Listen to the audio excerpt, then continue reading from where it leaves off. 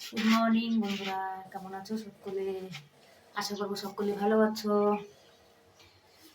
দেখো কত কাজ করা লাগছে আমার। দেখো এখন আবার যে গোবি কাটতে বসবো, দেখেছো? দেখো গোবি কাটতে বসবো, এই কারণে গোবি কাটতে বসবো। আসলে গোবি আজকে ভাজা করব, গোবি ভাজা করব। দেখো কেমন লাগছে গোবিটা কাটতে।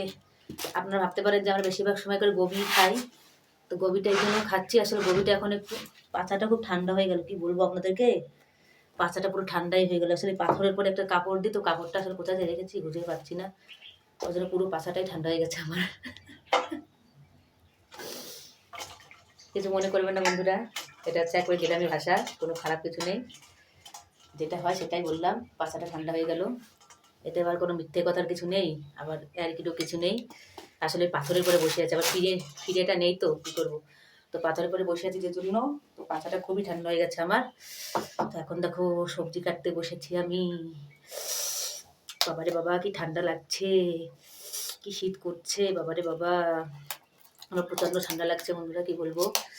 তো এখন আমি গোবিটা ভাজার জন্য কাটবো, ভাঙতেই পারছি না, কি শক্ত গোবিটা, বাবা ভেঙে ফেলেছি অলরেডি। আসলে এইসব গোবি ভাজাই ভালো লাগে, অন্য কিছু ভালো লাগে না খেতে। তো গোবিটা ভাজা করছি ভাতের সঙ্গে খাওয়ার জন্য, আর আচার দিয়ে ভাত খেয়ে নেবো আজকে সকালবেলা খাবারটা। আসলে সকালে বলতে তো এখন অনেক লেট হয়ে গেল আমার রান্না করার জন্য, কি করবো বলো।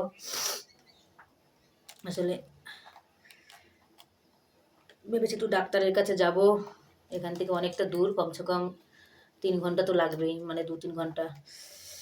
তো টাকা পয়সা এখনো ইউটিউবিতে ঢুকলো না, ইউটিউব থেকে টাকা তো পেড হয়ে গেছে বন্ধুরা, কিন্তু ব্যাংকে এখনো আসলো না। ব্যাংকে একটু সমস্যা হয়েছে কি জানি না, পেমেন্টটা এখন হাতেই পেলাম না ডাক্তারের কাছে যাওয়ার জন্য। আমাদের তো ওই ইউটিউব ফেসবুকের টাকাই সম্বল, ওটা নিয়ে আমাদের সব কাজকর্ম চলে। তো এখন যদি পয়সাটা না পাই তাহলে কী করে যাই বলো ডাক্তারের কাছে। তো বন্ধুরা আমাকে কেমন লাগছে, তারপরে আমার এই জুতো জুতো পরে রান্না করছি। আসলে রান্নাঘর মেঝেটা খুবই ঠান্ডা, এই জন্য জুতোটা পরে আমি কাজকর্ম করি, ঘরের ভেতরে কাজকর্ম করি, বাইরে যাওয়া হয় না জুতোটা পরে। তো আমাকে কেমন লাগছে বন্ধুরা অবশ্যই কমেন্ট করে জানাবে। আর এই যে পাগুলো কি ঠান্ডা লাগছে, মানে প্যান্টটা ভিজে গেছে। তো প্যান্টটা কেন ভিজেছে তো আপনারা জানেন, আর কিছু বললাম না। তো প্যান্টটাই ভিজে গেছে, আরেকটা প্যান্ট ছিল ওটাও মানে ভিজে রয়েছে। তো সব প্যান্টই আমার ভিজে, এত প্যান্ট যে কেন ভেজে আমার কিছু বুঝতে পারি না আমি, প্যান্ট ভেজে কেন। আর ভিডিওটা আপনারা পুরোটা দেখবেন, অল্প একটু দেখে ভিডিওটা কেটে দেবেন না।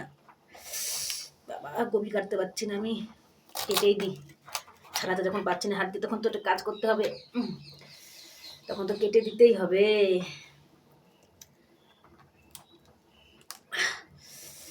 বাবা বাবা কি শক্ত বন্ধুরা,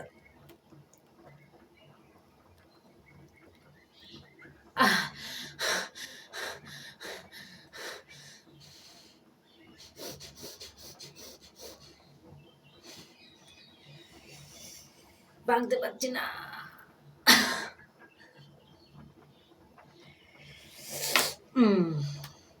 তো বন্ধুরা আমার এই শাড়িটা যে শাড়িটা আমি পরে আছি, এই শাড়িটা আমার খুবই একটা লাকি শাড়ি। লাকি শাড়ি বলতে কি, যখন আমি ইউটিউবেতে ভিডিও করতাম, তো তখন আমি রোজ ভালো করে সাজুগুজু করতাম, সাজুগুজু করে ভিডিও ছাড়তাম, কন্টিনিউ ছেড়ে যেতাম, রোজ দুপুরবেলা ভিডিও ছাড়তাম ওই 3টে-4টের দিকে, এবার 2টোর দিকে। তো ভিডিও করতে করতে এই শাড়িটা পরে একদিন ভিডিও করেছিলাম, একটা গান আছে না ওই কাগজ কলম একটা গান আছে, তো ওই গানটায় ভিডিও করেছিলাম।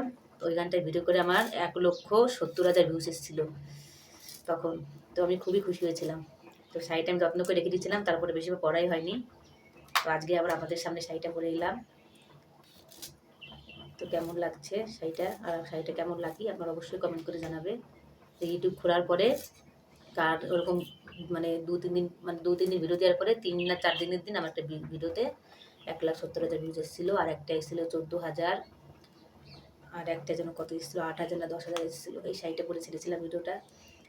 তো শাড়িটা আপনাকে পুরোটুকু দেখাচ্ছি আমি কেমন, এই দেখো, দাঁড়াও শাড়িটা দেখাচ্ছি পুরোটা, দেখলে বুঝতে পারবে। শাড়িটা ফোনটা আসলে রাখার জায়গা নেই, আমার স্ট্যান্ড নেই, তো দেখো এই যে আমার শাড়িটা পুরো, দেখো শাড়িটা রাতের বেলা পরলে অনেকই চমকায়, দেখো কত সুন্দর শাড়িটা, দেখেছো?